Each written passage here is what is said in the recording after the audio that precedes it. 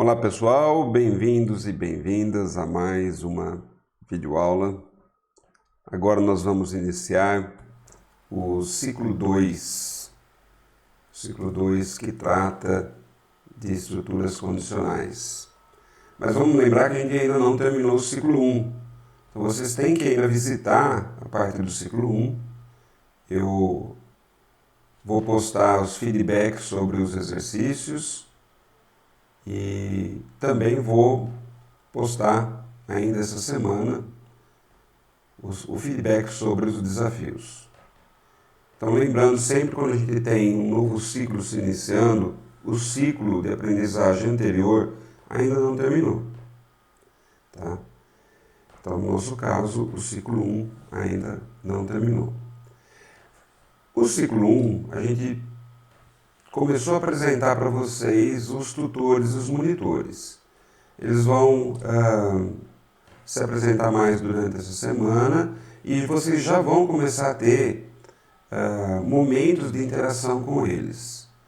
Então a gente esperou a primeira semana, que é uma semana mais de ambientação. Agora essa segunda semana a gente já vai ter a possibilidade de interagir com os nossos monitores e com o tutor. Terça, quarta e quinta. Então, eles vão apresentar para vocês os horários, na terça, na quarta e na quinta. E aí, como a gente tem a semana do ciclo X, que a gente apresenta os exercícios e tal, e depois, na semana seguinte, que tem a avaliação, nós vamos adotar a seguinte sistemática. Se vocês entregarem os seus exercícios até quinta-feira à noite, nós vamos ter condições de fazer um feedback para vocês sobre esses exercícios, incluindo todos aqueles que foram entregues para vocês numa sexta-feira, por exemplo. Então vocês vão ter o feedback dos exercícios que foram feitos. E numa terça-feira, quarta, a gente dá para vocês o feedback dos desafios, terça ou quarta da semana seguinte do início do ciclo. Então, procurem entregar os desafios até terça à noite e os exercícios até quinta à noite. Se você não conseguir, tudo bem. É que a gente precisa fazer os feedbacks, a gente precisa ter exercícios e desafios em mãos. Se a gente não tiver, não tem como fazer o feedback de tudo. Então, se você quiser que o seu exercício seja analisado e faça parte do feedback que a gente vai apresentar, tente cumprir essas metas que a gente acabou de colocar. Tá? Então, eu falei para vocês já sobre o ciclo 1, que ele não terminou, que na verdade sempre que a gente inicia um ciclo, a gente não terminou ainda o anterior. Falei que nós vamos ter o nosso tutor e os monitores, o prazo dos envios dos exercícios e dos desafios, e agora a gente vai para o conteúdo do ciclo 2. E o conteúdo do ciclo 2 trata sobre decisões. Na nossa vida a gente vai sempre ter que tomar decisões, nós vamos encontrar situações que nós vamos seguir ou um determinado caminho ou outro caminho. Então, nós temos que transferir essas situações do dia a dia para os algoritmos. Não é possível que a gente faça algoritmos, por exemplo, que causem dúvidas. Nós não podemos ter dúvidas dentro de um algoritmo. Imagina se esses algoritmos são transformados em programas e o computador, no meio do caminho, ele para e fala assim: eu estou com dúvida, eu não sei o que fazer daqui em diante. Então, nós precisamos ter uma forma de expressar essas dúvidas nos algoritmos, de tal forma que os programas que forem produzidos a partir dos algoritmos gerem programas que não tenham dúvida. E se você não vai transformar os seus algoritmos em programas, esses algoritmos também não podem ter dúvida.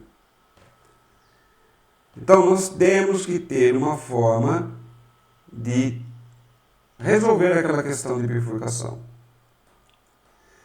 E quais são exemplos que a gente vê na nossa vida? Às vezes, desde pequeno. Se você se comportar direito durante o ano, o Papai Noel vai trazer um presente para você no Natal. Se você se comportar direito. Há uma condição aí. Então, desde pequenininho. Ou pequenininha. Se você tiver disciplina e estudar, vai conseguir passar no vestibular. É uma condição. Se você não tiver disciplina, se você não estudar, provavelmente você não vai conseguir esse objetivo. Se você for para Curitiba, leve um casaco. Acredite em mim. Eu fui no verão lá e tive que comprar um, porque eu não levei. É um condicional. Você está identificando que se você for fazer uma viagem para esse destino, faça essa ação. Se o número terminar em 0, 2, 4, 6 ou 8, então ele é par. Se não, ele é ímpar. Eu estou fazendo aqui uma classificação de números segundo o valor que ele termina, o dígito que termina. É uma classificação válida? É uma classificação válida. Notem que nesses exemplos, eu coloquei a partícula C, que é de condicional. E na última, inclusive, a gente colocou o senão.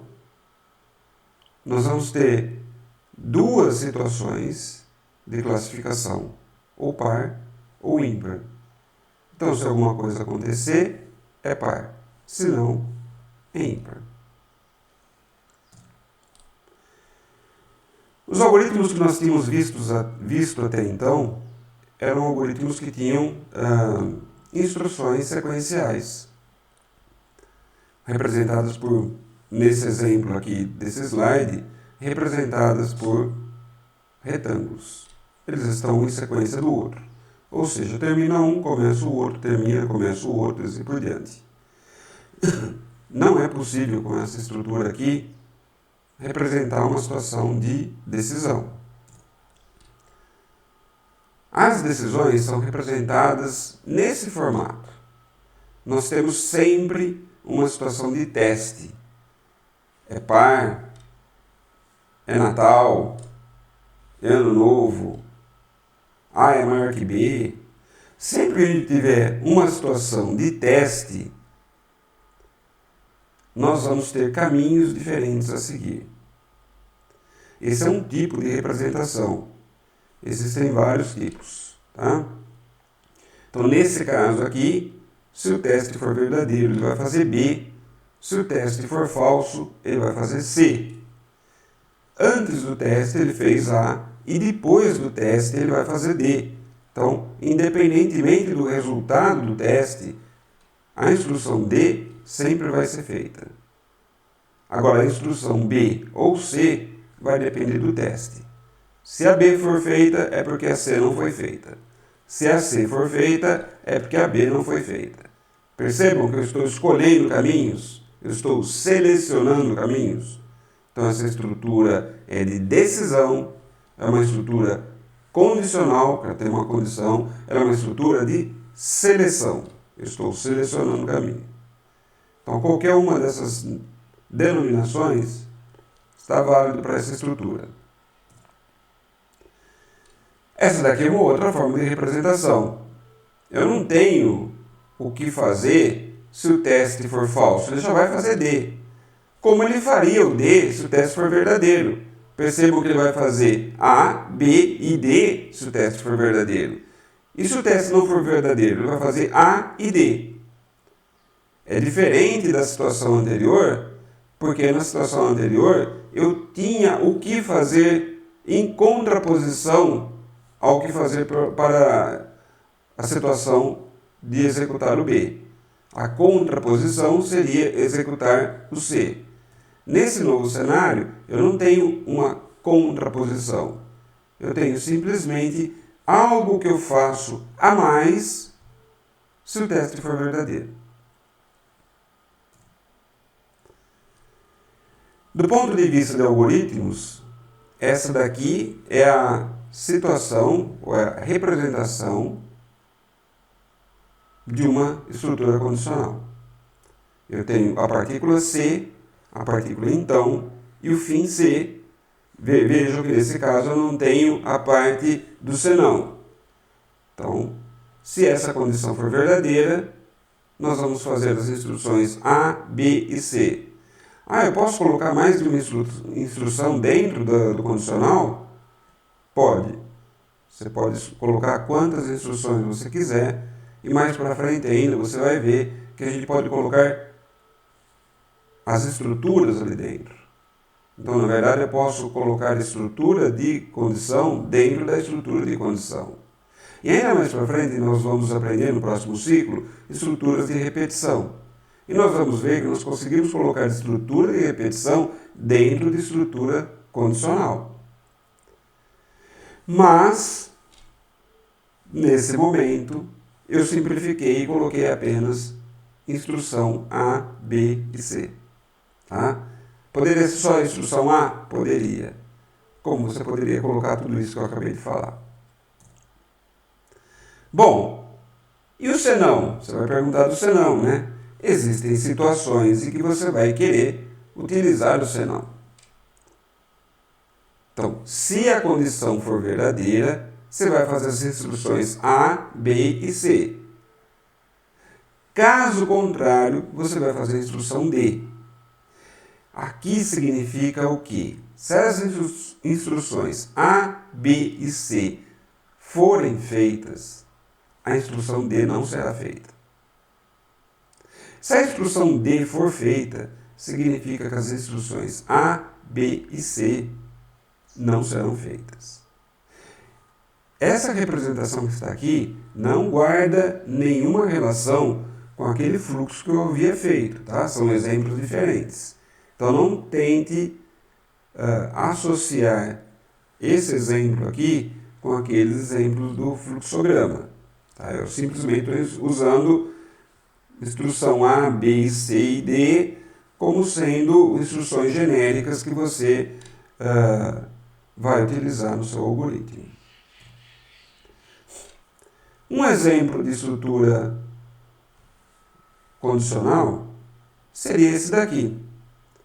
Jogue uma moeda, se a face for cara, então coma carne vermelha, se não, coma peixe ou frango. Posso ser aqui um instrutor nutricional para você, e eu estou fazendo um algoritmo mais ou menos aleatório aqui, que, respeitando a estatística, em 50% dos casos você vai comer carne vermelha, e em 50% dos casos você vai comer peixe ou frango. Então, nós colocamos algo aleatório ou estatístico dentro do nosso algoritmo. Isso é possível, tá? Se a gente está falando de estruturas condicionais, a gente está falando das condições. Nós vamos ter que falar dos testes. E os testes têm que avaliar expressões lógicas, que podem envolver relações entre elementos. Então, A maior que B é um teste em que eu verifico se o valor de A é maior que o valor de B. Se o valor de A for maior que o valor de B, o resultado dessa avaliação é verdadeiro. E aí vai seguindo os caminhos. Se o resultado for falso, ele segue outro caminho. Notem que verdadeiro ou falso são valores que resultam de uma avaliação condicional. São valores booleanos. Verdadeiro ou falso. Se o x for igual a 3 ou o a for menor que 9, se qualquer uma dessas situações acontecer, então o a pode ser 20 e ainda ser verdadeiro? Pode, desde que o x seja 3. Porque qualquer uma delas valendo, está valendo. Vocês vão ver nas notas de aula sobre a tabela verdade. Então, para o caso do ou, Se o x for igual a 3, já está valendo. E se o x for diferente de 3, como é que vai ser verdadeiro? Se o a for 5, por exemplo, está valendo. O que ele vai estar valendo? Se o x não for 3 e o a for maior que 9, ou igual a 9. Aí já não está valendo. Aí vai ser falso. Diferentemente do e. Porque o operador lógico e, ele implica em que tanto um lado como o outro da expressão sejam verdadeiros. Então, o C tem que ser diferente de 2 e o B tem que ser maior que 12. Então, um desafio para vocês vai ser identificar como construir expressões lógicas que possam traduzir a solução do problema que você tem de uma forma adequada. Se você colocar o e quando deveria ser ou, você errou. Se você colocar o ou quando deveria ser e, você errou. Veja que eu usei o condicional para fazer esse exemplo. Como eu falei para vocês, a gente usa o condicional a todo momento. Então, vocês vão precisar ver a tabela verdade para entender como a gente usa essa combinação de elementos, de expressões relacionais com os operadores lógicos. Tá? E muitas vezes, dados os exemplos que a gente tem da matemática, os alunos, quem trabalha inicialmente com algoritmos, acaba tentando simplificar determinadas expressões, quando na verdade a gente não consegue fazer essas simplificações em algoritmo. Então, se o x for maior que 3 e menor que 10, então está valendo. E aí tem gente que tenta simplificar e colocar o x só uma vez e colocar o maior igual a 3, menor igual a 10, tudo de forma simplificada. Então fica 3, o símbolo menor igual, x, o símbolo menor igual, 10. Você não pode fazer isso. Você vai ter que colocar sempre os elementos com os quais eles estão se relacionando e depois o operador lógico. Tá? Então, vocês vão ver com um pouco mais de detalhe essa situação em que a gente não pode tentar fazer essas simplificações.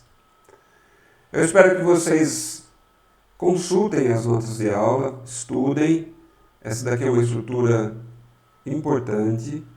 Com ela a gente consegue ampliar os nossos limites de algoritmos. A gente consegue tomar decisões, por exemplo, no caso de a gente fazer uma receita de bolo em que tem que colocar 2 ovos. E se não tiver os ovos? E se o gás acabou? E se várias coisas? Então, e se esse se do condicional, a gente já começa a ter contato nesse ciclo 2. Existem também situações em que a gente queira simplificar quando tem muitos testes com uma estrutura de escolha, que vocês vão ver também nessa disciplina, nesse ciclo. Então vocês vão ter a oportunidade de ver como a gente pode simplificar um conjunto de testes. Por exemplo, o dia da semana, se a gente tivesse números para o dia da semana, ao invés de eu ficar testando se é 1, então é domingo, se é 2, então é segunda e assim por diante, eu poderia fazer uma estrutura mais simplificada. Convido vocês a ver nas notas de aula sobre essa estrutura simplificada também. E aí a gente vai fazer os nossos exercícios e a nossa avaliação. Nossa avaliação, lembrando, vai ficar para a semana seguinte. Pessoal, sempre que a gente falar de estruturas condicionais, vamos nos referir a escolhas de caminhos. E vamos nos referir às testes. Eu mostrei para vocês como a gente faz as escolhas e como é que a gente, simplificadamente, né, expliquei para vocês sobre os testes. Usei os testes, inclusive, para explicar para vocês os exemplos de avaliação de expressões lógicas. Então, nessa disciplina e nesse ciclo, nós vamos aprender a utilizar essas estruturas em algoritmos. Eu convido vocês a olhar as notas de aula e a fazer esse ciclo com bastante determinação, tentando entrar em contato com o tutor e com os monitores, se vocês tiverem dúvidas, e mandando as suas dúvidas para o nosso fórum de dúvidas. Ok? Então, dúvidas, nos vemos em breve no nosso ambiente virtual de aprendizagem. Até mais, pessoal!